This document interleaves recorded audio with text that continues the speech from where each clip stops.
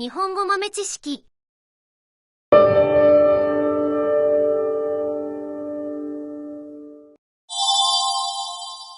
混ぜると混ぜるは発音が同じなので、文章を書くとき、どちらを使えばよいかわかりにくいと思います。ではそれぞれの漢字から違いを説明しましょう。混ぜるは別々のものを一緒にしたとき、元の状態が区別できない状態になるときに使います。例えば、水の中に塩を入れると、水は塩の味がしますが、塩はわからなくなってしまいます。このような場合には、混ぜると使います。次に、混ぜるを使うとき。この漢字を使うときは、元の形が残っていて、混ぜる前の状態がわかるときに使います。例えば、男女が混じってダンスをするというと、この漢字を使います。男と女は一つのグループになったとしても、男性と女性は見分けることができるからです。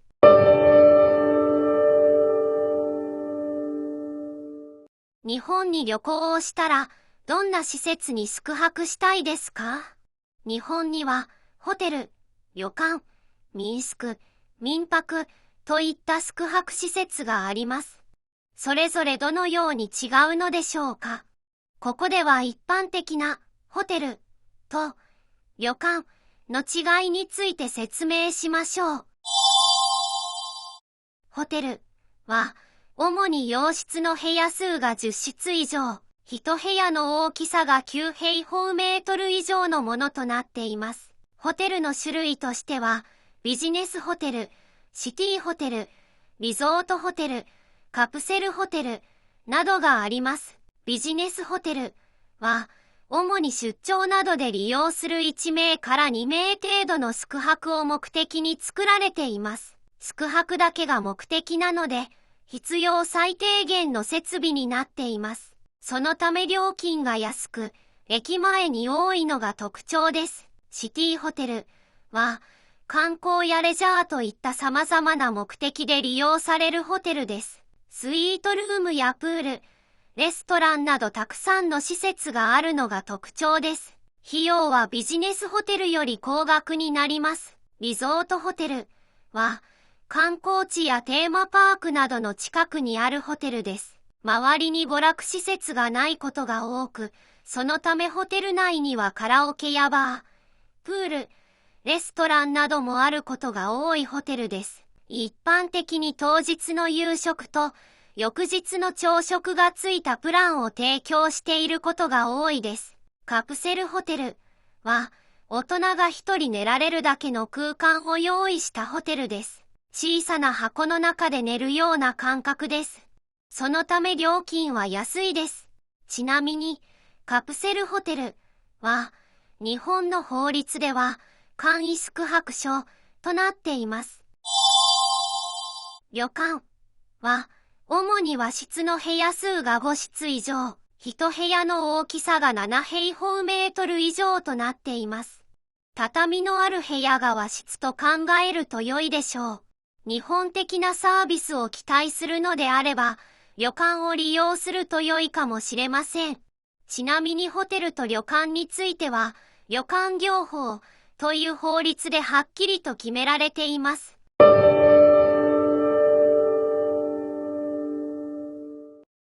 どちらも肉を焼いたり野菜を焼いたりして美味しく食べます。そのため外国人にとって焼肉とバーベキューとは同じと考えている人も多いと思います。ところが実際には日本の焼肉とバーベキューは似ているようで違ったものと言えるのです。では、どこが違うのでしょうか？焼肉は肉や野菜を焼きながら食べる。これが日本の焼肉の意味になります。これは日本の鍋料理の文化とも関係がありそうです。鍋料理は基本的に大人数で鍋の中に肉や野菜を入れながら出来上がったものから食べていきます。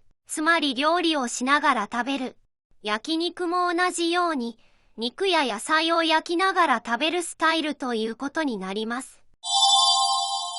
バーベキューは、同じように肉や野菜を焼きます。ところがバーベキューの場合は、肉や野菜などをすべて焼いてから食べます。つまり、焼き終わってから食べるというのが、バーベキューのスタイルです。もちろん、すべてこのスタイルとは言えないかもしれません。文化の違いということで、使う単語も違ってくると言えるかもしれません。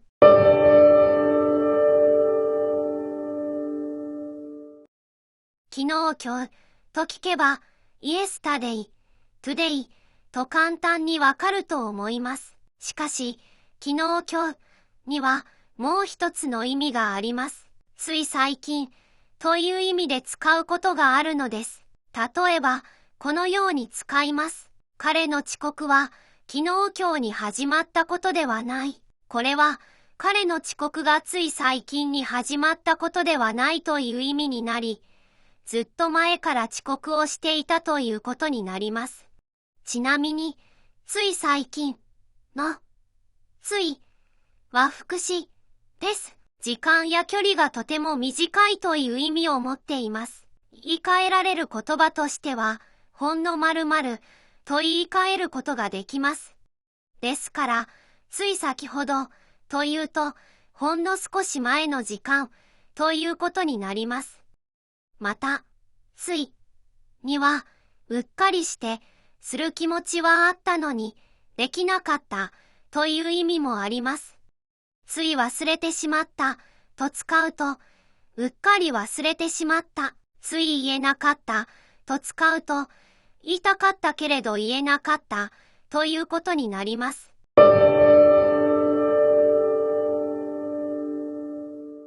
この言葉を知っている日本人に使うと、そんな古い日本語は使わないというかもしれません。確かに時代劇などでよく聞くので、とても古くから使われている言葉です。しかし現代でもよく使われる言葉なのです。たまたまその日本人が、その言葉をテレビの時代劇でしか聞かない環境で生きている人なのでしょう。さて、かたじけないには次の2つの意味があります。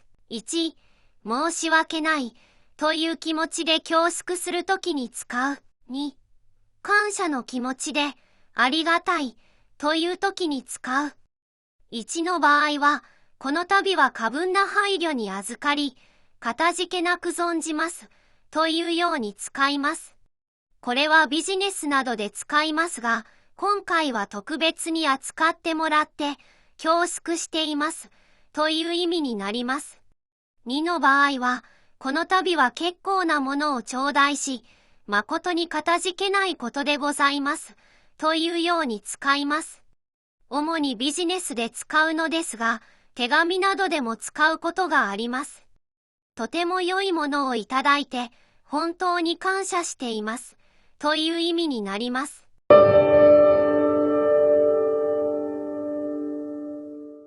がさつとは、細かいことまで考えず、言い方や行動が乱暴で、落ち着きがないことを意味します。職場などで仲良くない人に、敬語も使わず話しかけられると、あの人はがさつな人ね、と言われたりします。また、相手のことを考えず、自分勝手な行動をすると、がさつな性格だね、と思われたりします。お分かりのように、あまり良い意味ではない言葉です。ちなみに、がさつは、形容動詞になっています。もともとは、ガサガサ音がつく、から、がさつという言葉が生まれたと言われています。ガサガサは、乾いたものが擦れ合う音、カサカサよりも強くてうるさい感じがするときに使う言葉です。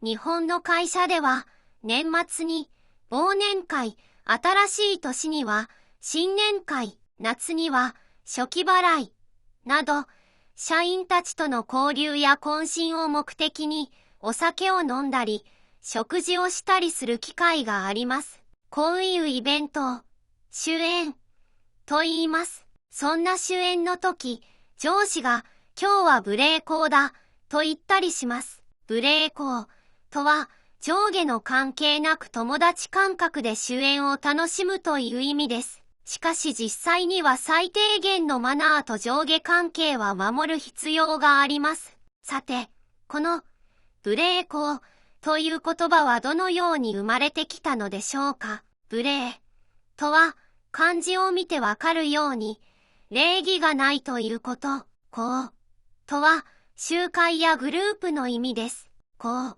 は、もともと仏教でお話を聞く会のような会のことを言いました。それがやがて、上下関係なく楽しむ会、ということで、無礼講になりました。時々問題になるのですが、ネズミ講というビジネスがあります。正しくは、無限連鎖講といって、法律で禁止されているビジネスです。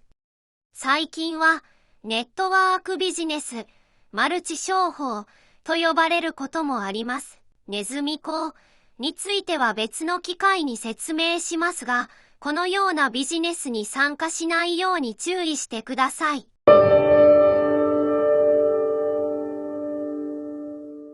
入道雲は夏になると見られる大きな雲です。正式な名前は積乱雲と言います。入道雲の入道とはどういう意味でしょう。入道とは仏教の世界に入る、つまりお坊さんになるということです。入道雲の一番上の部分がお坊さんの頭に似ていることから、この名前がついたという説があります。他にも、強くて大きいものという意味で、入道と言ったりします。今から1300年ほど前、京都に藤原道長、平清盛などといったとても権力のある人がいました。この人たちは権力を持っていたのですが、やがてお坊さんになります。お坊さんになったのですが、権力は強いままだったことから、入道、強くて大きいというイメージが出来上がります。ちなみに、日本の妖怪、化け物の中に、大入道という妖怪がいます。大入道は人を驚かせるのが好きな妖怪ということです。ちょっと迷惑ですね。